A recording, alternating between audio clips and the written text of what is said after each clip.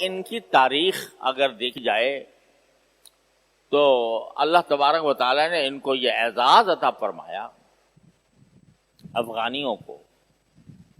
اور میں اگر پیچھے جاؤں تو ہندوستان کے اندر جو مسلمانوں کی حکومت تقریباً 600 سال قائم رہی ہندوستان میں، بر صغیر میں، وہ بھی اگر دیکھا جائے تو افغانیوں کی بدولت، کیونکہ ہندو کی ذہنیت یہ ہے کہ وہ کبھی مسلمان کو برداشت نہیں کرتا.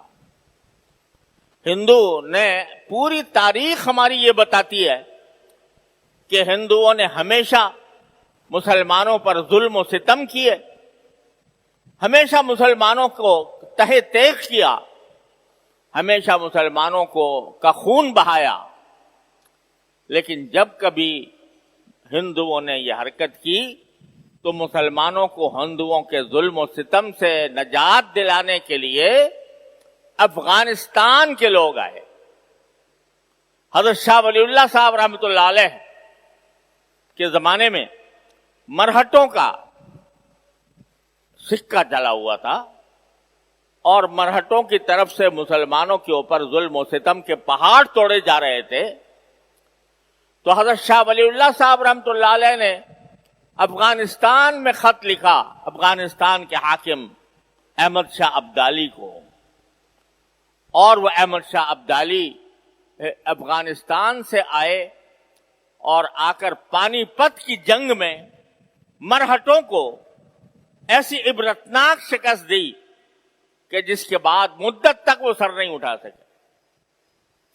اس سے پہلے محمود غزنوی رحمت اللہ علیہ، انہوں نے جب دیکھا کہ مسلمانوں پر یہاں ظلم و ستم ہو رہا ہے تو محمود غزنوی نے مسلمانوں کو ظلم و ستم سے بچانے کے لیے غزنی سے سفر کر کے ہندوستان کے اوپر حملے کیے اور سومناتھ کا مندر توڑا.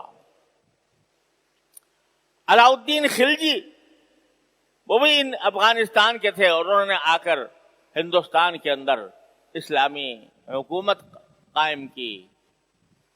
تو پورے ہندوستان کے اوپر مسلمانوں کی حکومت کا جو طویل دور ہے وہ بھی در حقیقت افغانوں کی بہادری اور ان کے جذبہ ایمانی کا مرہون منت ہے.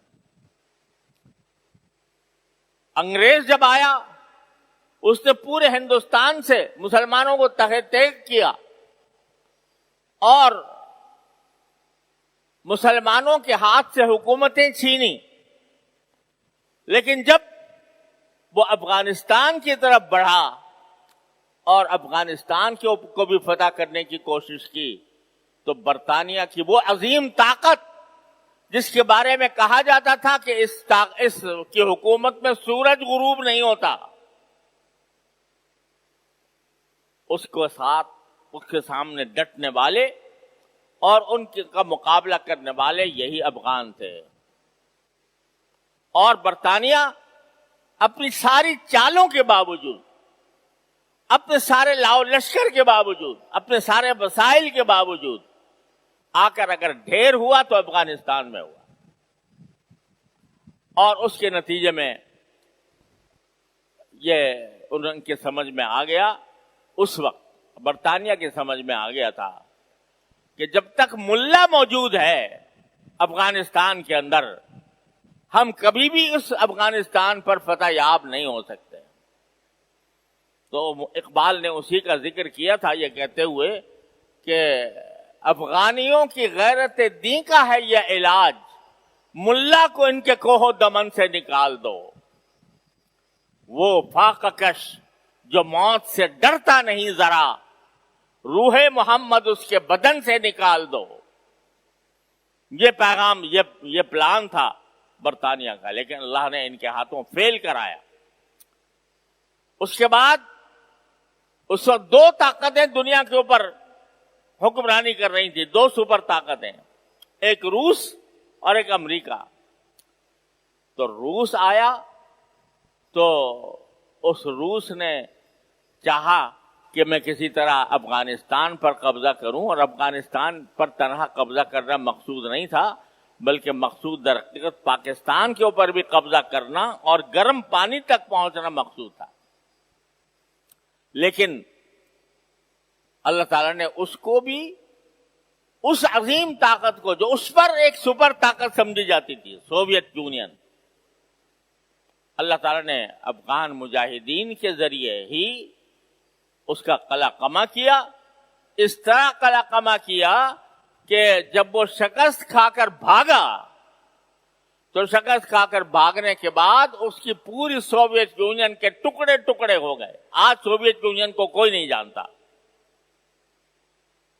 اس کے تمام جن ریاستوں پر سوویت یونین نے قبضہ جمایا ہوا تھا وہ اس کے بعد رفتہ رفتہ سب آزاد ہوتی چلی گئی۔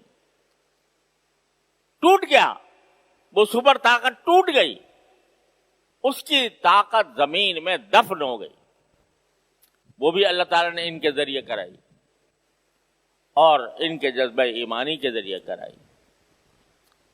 اب دوسری سپر طاقت واحد رہ گئی تھی، وہ امریکہ، جو کہتی تھی کہ اب جو ہے ساری دنیا کے اوپر میری حکومت ہے، ساری دنیا پر میں واحد طاقت میں ہوں۔ اس نے حملہ کیا، ایک ایسی حکومت پر حملہ کیا جو طالبان کے زیر قیادت تھی۔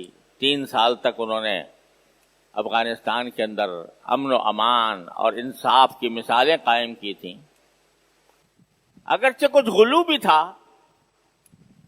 اگرچہ بعض معاملات کے اندر دانشمندی کی اور حکمت کی بھی کمی تھی، لیکن 3 سال تک انہوں نے حکومت کی افغانستان کے اوپر، مگر اس کو دنیا کی طاقتوں نے تسلیم نہیں کیا۔ صرف پاکستان تھا، سعودی عرب تھا اور امارات تھا جس نے اس حکومت کو تسلیم کیا ہوا تھا، باقی سب کہتے تھے ہم ان کو نہیں مانتے۔